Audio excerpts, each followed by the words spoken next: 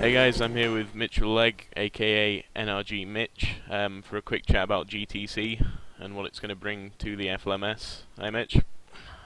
How are you? Not too bad. I guess to That's start, good, that's good. you wanna give me a quick rundown of GTC, what it'll bring to the series specifically? Well, GTC, when it was originally proposed, was brought up by James actually as a replacement for GTEM, which was sort of a class run last year as a kind of second trophy, I guess, for drivers that weren't quite fast enough to race in, like, against James, Johnny, Midget, those sort of guys right at the front and shifty. Yeah, And I thought it worked quite well to a degree, but there was always a problem of getting, like, there were some people in AM that were faster yeah, than the other sort of people in AM, and it sort of became a bit of a I guess a whinging point over the season, saying, "Oh, these guys are too fast for AM," but they're also would have been like right down the back of the pack for pro. yeah, So it was kind of hard thing to sort of work out like that, and I guess it's kind of a smart idea that James sort of brought it up that we go to bring in the GT3 cars and the Cup Porsches for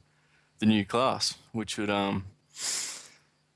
I guess it was, in a way I was hoping that it would be still have like the AM sort of element to it, so I'd be racing people that were roughly the same sort of pace because I was an AM last year yeah, and I quite enjoyed it.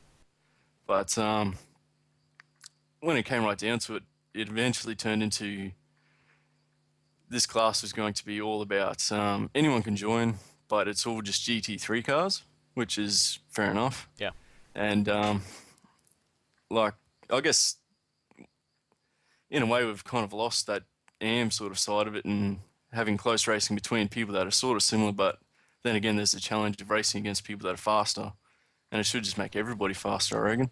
yeah. But yeah, I thought it was a very good idea in the beginning and sort of wrote a few articles about it, and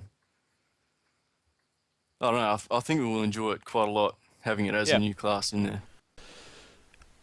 Well, before we move off that, then do you want to just give a quick, very brief? Obviously, don't go into too much detail with the differences between them. Just a quick, run down the differences between the GTE and GTC cars.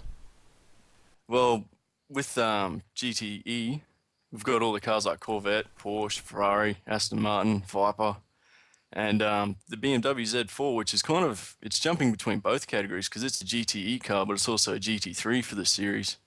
Yeah, And whilst one's got more power than the other and more grip, the other one's roughly the same in looks and everything like that. Then we've got cars like the McLaren that I'm driving, the MP412C. That's a completely new car for the series, and I guess in a way it's racing against still Ferrari, which is its big competitor.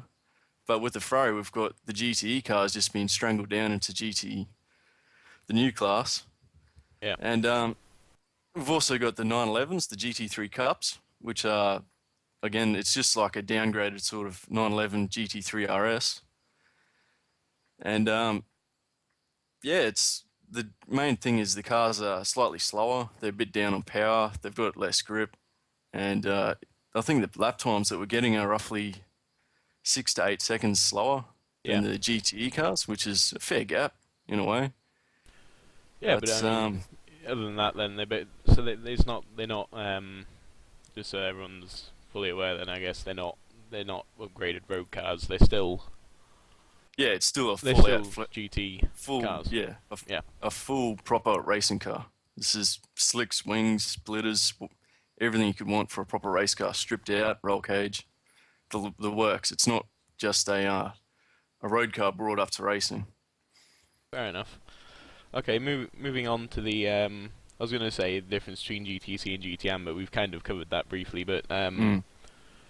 in terms of one thing specifically with that, GTM had the barrier for entry in that you had to take a test which would be monitored by, I can't remember if it was any steward or just an admin, and then they would Well, when I did it, it was with decide. James. Yeah, and he would. I think it But was between, yeah, I think it was between the admins. It's sort of you put your hand up to say, look, I'd want to do GTM.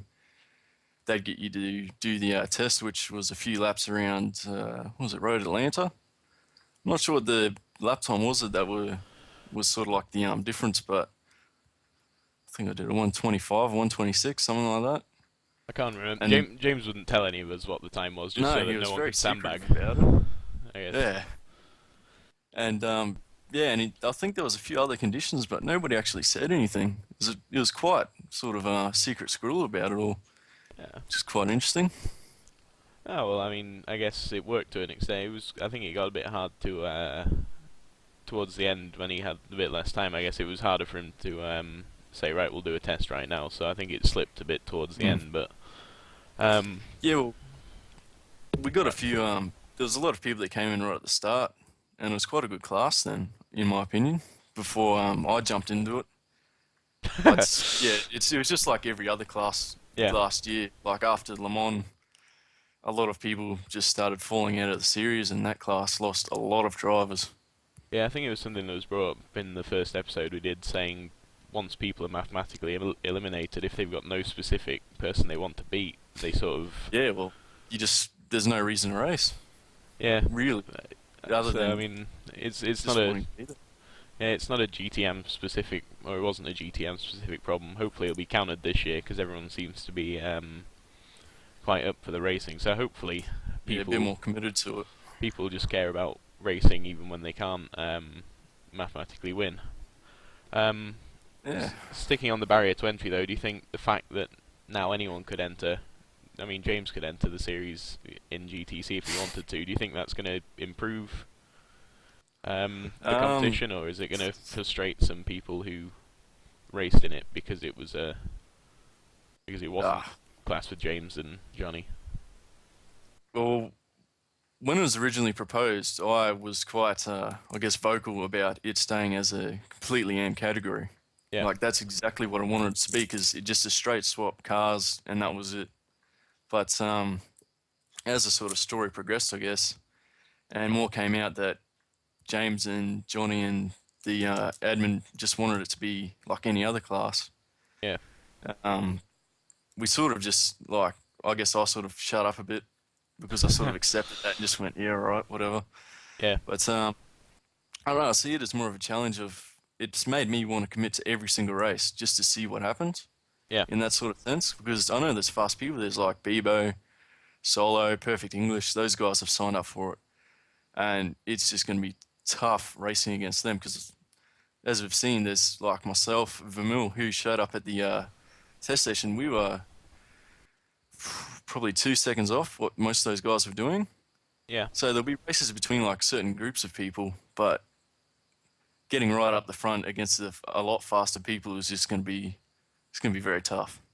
Yeah. And Well, I mean, yeah, it brings the problem, obviously, as you're saying, that fast people can join, but I wonder if... I feel like people... If there are fast people who wouldn't have been in GTM who are joining, that might be because maybe they don't have as much time necessarily to dedicate to the I've heard that practice, there's which some might... drivers that won't be showing up at all races, which is, it's kind of good and a bad thing. For the people that Yeah. don't show up all the time, it's a good thing. For the series, it's kind of a bad thing, because there'll be people jumping in and out. Yeah. But I think, I mean, what I meant by that was sort of, if there's people who are maybe a bit faster but can't this season dedicate time to, hours of tuning and hours of practice and so on, could that not bring the time gap to a more reasonable level?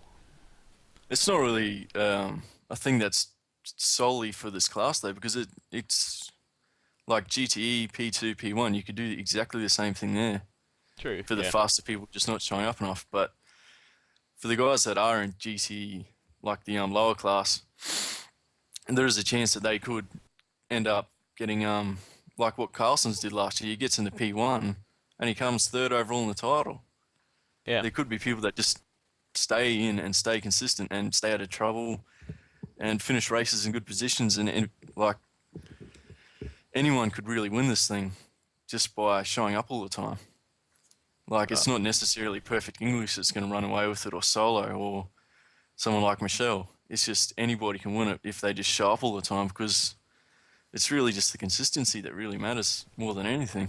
Yeah, I mean it's not even just that. Anyone could crash or lag Yeah. out, or I mean, so Well, it's by like 2 or 3 hours racing. Anything can happen. yeah, but by the very nature of it being an endurance series, that means the sort of hot lap pace is much less relevant to an extent, at least. Am I right in thinking GTC will be in the same lobby, or can they be mixed with, like, Um, say I had a terrible qualifying session and got out qualified by you and Solo, would I be in a lobby with mixed with GTC cars? I'm not sure the split's going to work like that because it just really GTC's got the least amount of uh, people signed up for it so far, which is I think 10 drivers Uh, have signed up for it so far, and that's the least out of all the classes. And out of those, I don't think all of them are going to show up for each and yeah, every race. So I think it's likely that this class is just going to spend most of the time as a lobby two sort of class versus the other classes like GT, which will get split over 2 or 3, maybe sort of lobbies. because So I don't. It's yeah, just like if you get out qualified by someone in the lower class, I don't think it's really going to matter. Like yeah, you're still likely going to be where you are in your own class. yeah, fair enough. Mm. Um, on that note, saying I think we mentioned before, GTE for the first time will have a class that's slower than it. So rather than just Yeah. being lapped, the GTE drivers will have to lap GTC, which obviously brings a challenge for GTE drivers who aren't used to lapping, and Yeah. GTC Well, drivers. I know there's a few people that haven't ever been like in a prototype that are in GTE, which makes things rather interesting because it's like these sort of speed gaps are kind of there between each different class, but you're sort of racing as a car that's quite similar. Yeah. And in the test session we had Sunday or Saturday for you Northern Hemisphere people, um, I Vermil and I were in the lobby too, and I think Vermil got lapped a couple of times on track, but I got lapped when I was in the pits, and Fair enough. so I kind of missed out on that. But um, yeah, it's you could sort of see them coming up, and it was sort of slowly, and I guess for the GTE guys, it will be a very new experience for them to have to lap someone that's slower than they are. Really. Yeah. I guess the fact that there's so much less grip compared to LMP cars as well, I guess will make lapping a much. Yeah, well, it's like what Midget said in the first podcast. GT cars just they move around a lot more. You can sort of slow down and brake and then turn, and as you just run out on, say, like run off the apex, run into corners, they just move around far more than a prototype does, which can make things quite interesting if, say, like a GTE car's bombing up the corner to get past a lower class car. It's just yeah, it'll make things quite interesting. I think there's going to be a few sort of arguments about dodgy moves, but I Yeah. think that's sort of it's the kind of thing that happens between all the classes, really. Yeah. I feel like so you'll have to be a lot more careful though, because while in LMP1 you can just throw it around the outside of someone and it pretty much will stick. Yeah, well, You don't it's like really on have to rails. worry about running wide and sliding at least as much anyway. I Mm. think we'll have to be a lot more careful in a GT car. Yeah, I think the speed on the straights is going to be the big thing though, because there is a genuine difference between the two GT classes in straight line speed, and I think that's where most of the passing will occur. You'd have to be crazy to want to dive up the inside. Yeah, fair enough. Right, I know you have some opinion on this. So do you see GTC being, acting as a feeder series for people wanting to go into GT, or, in the same way some people see LMP2 to LMP1 in this series, or is the idea that it will stand on its own as a unique class that might attract people from GT to it for its own reasons? I think it'll more likely be the latter because you've got just completely different cars. Like the McLaren's not racing in GTE. Yeah, You got like the Z4 is, but it's more of a GT3 car than anything in this series. So it's almost like like P2 and P1, you want to go race a really fast Audi or a Peugeot or something like the Rebellion Lolas. You go to P1. Yeah. You want to race like the more easier to drive P2 car, like prototype cars. You go to P2. Yeah. And I think the same sort of thing's going to happen with GTE and GTC. Like GTE cars, a lot more power, a lot more grip, but it's still a GTE car and moves around. But for the GTE cars in the lower class, it's sort of the same, but there's less grip, less power, and they're slightly easier to drive than the Yeah. GTE cars, like to get them to go really fast.